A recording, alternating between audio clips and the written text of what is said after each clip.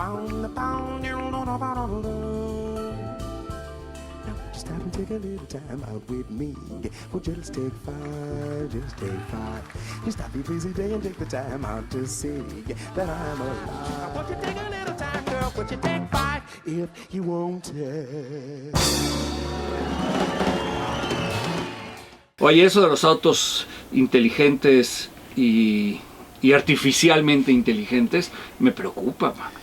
Mirá, viste, vos estabas hablando de la pérdida del padrón, estamos hablando de coches autónomos cuando en Buenos Aires la semana pasada, en Argentina, quiso entrar Uber y el gobierno lo prohibió y desconectaron las apps y se armó todo un gran lío y defendiendo a los taxistas. O sea, tenemos la gente que va a pie, la gente que va en transporte público, la gente que va en taxista, la gente que va en Uber. Y todo eso desaparecerá porque aparecen estos coches autónomos, ¿no?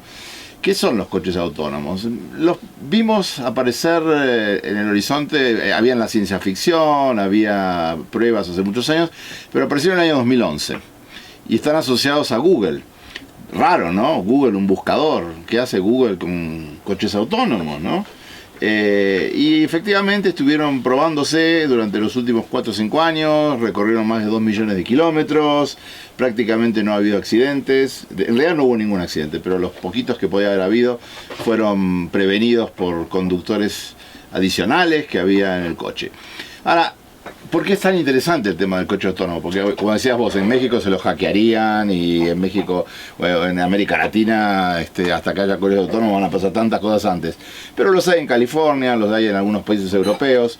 Necesitas mucha infraestructura, necesitas mucho balizamiento, necesitas mucha tecnología para que los coches finalmente funcionen. Coches que van relativamente lentos, van a 40, 60 kilómetros por hora, sin conductor, como vos los has visto en Miami, esos trencitos que van sin conductor. En Dubái tenemos metros sin conductor, pero esto es algo muy diferente. ¿Y por qué es tan interesante el tema del coche autónomo? No por el tema tecnológico, sino por cuestiones mucho más...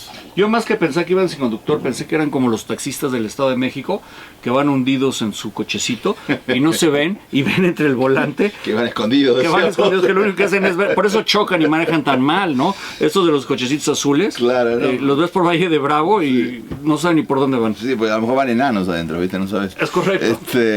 Pero no, lo del coche autónomo es interesante por lo siguiente, mira.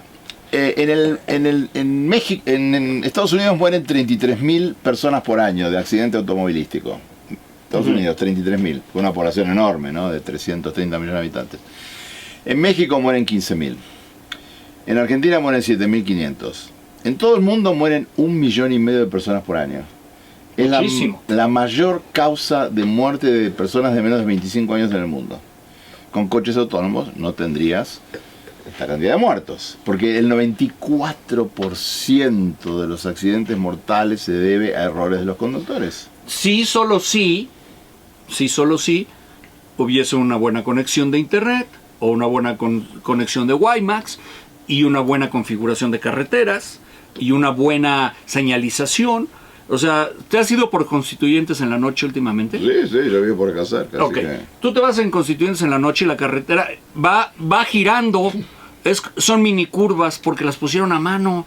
Yo los vi en la noche poniendo los señores los fantasmas y iban pintando rayita por rayita. Y claro, una raya va para allá, pintan como yo, para que me entiendas. ¿Qué quiere decir 1,5 millones de muertos? Aparte que un solo muerto ya será bastante, pero 1,5 millones de muertos, ¿no?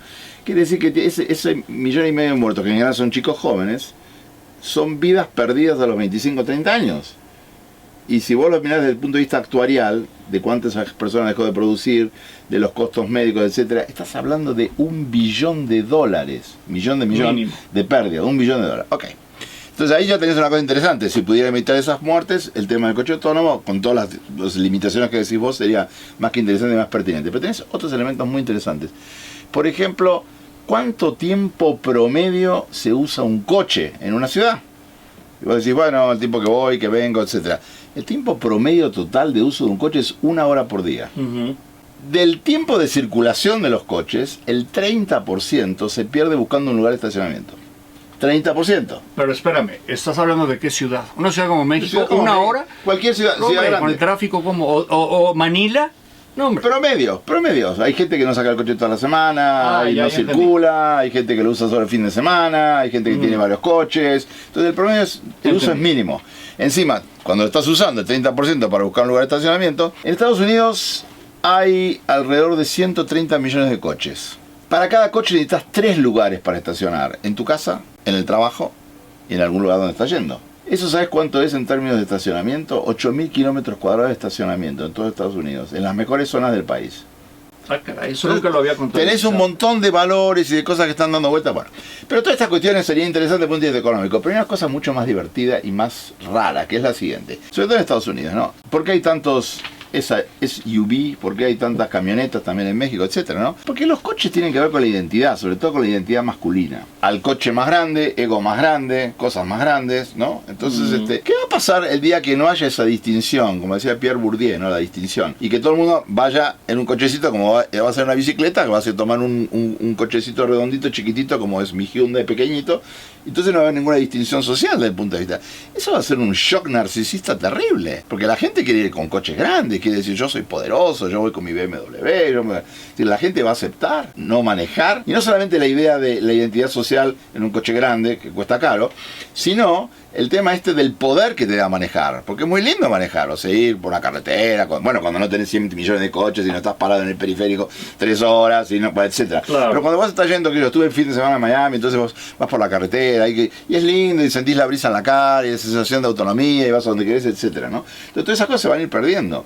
Y es raro, porque eso duró 100 años nada más. Si realmente algún día se imponen los coches autónomos, la cultura del automóvil no es como la cultura del vino. La cultura del vino tiene miles de años. Pero la cultura del automóvil, si esto pasa, habrá sido una cultura que duró 100 años nada más. Y toda la civilización occidental, toda la civilización urbana está basada en la cultura del automóvil. De las grandes empresas internacionales, hay 8 de las más importantes son automovilistas.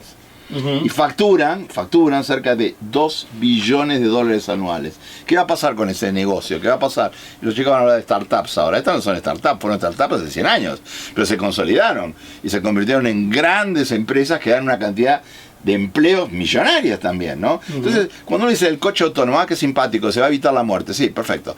Y vamos a poder tener una vida más cómoda en la ciudad también, pero tiene costos económicos, tiene costos políticos, tiene costos de empleabilidad, tiene un montón de cuestiones que tienen que ver con estas cosas. Se va a seguir utilizando proveedores de empresas porque se necesitan piezas y autopartes, se necesita ingenieros que estén atrás de las computadoras regulando todo lo que es la tecnología, todo lo que es la comunicación entre sí, porque el sistema se cae, se necesita que se descompuso el router, se necesita seguir teniendo toda esa gente. Lo que me preocupa son los franeleros. ¿Qué van a hacer ellos sin chamba? Y encima ver robots franeleros, ¿te imaginas? Y ellos no te van a madrear ni te van a asaltar.